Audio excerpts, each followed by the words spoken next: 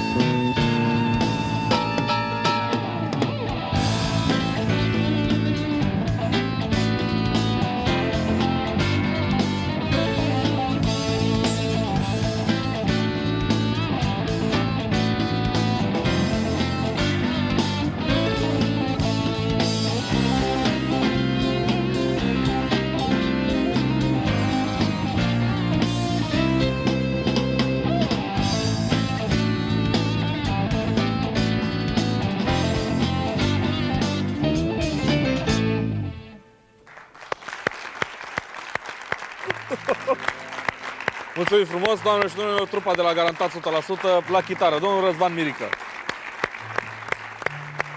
La tobe, domnul Relu Bistorescu. La clape, domnul Puiu Pascu.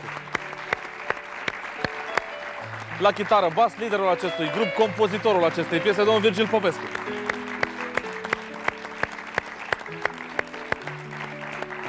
Ilie, după terminarea carierei sportive, ai rămas un om de lume?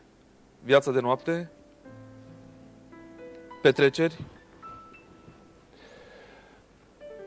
Sigur, eu nici figura nu am de sfânt. Că toată viața mea mi-a plăcut să mă simt bine. Și să ieși într-un club sau să mănânci la un restaurant bun, eu zic că sunt cele mai importante lucruri, să vizitezi, să faci ceea ce simți. Mulți dintre compatrioți spun așa: noi ăștia din România suntem șmecheri, ne descurcăm, ăia de afară sunt niște fraieri. Împărtășești punctul ăsta de vedere?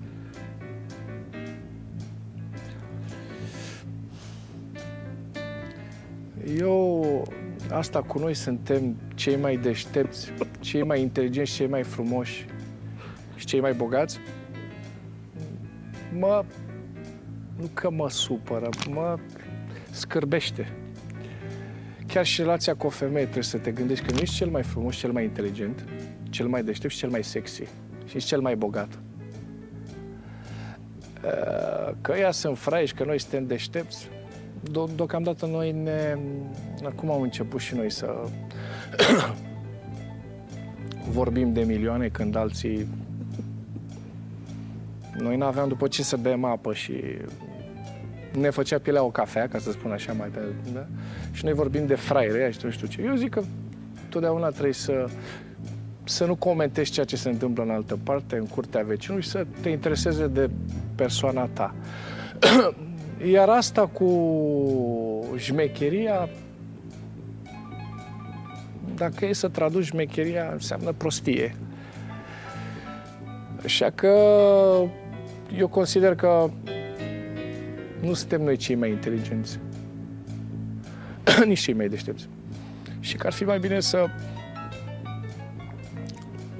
muncim și să ne concentrăm fiecare acolo unde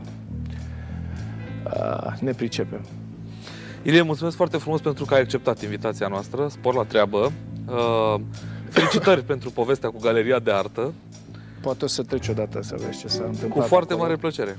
Mulțumim încă o dată și mare spor la treabă. Tuturor celor care sunt alături de Garantat 100%, toate bune. Ne vedem data viitoare. Salutare!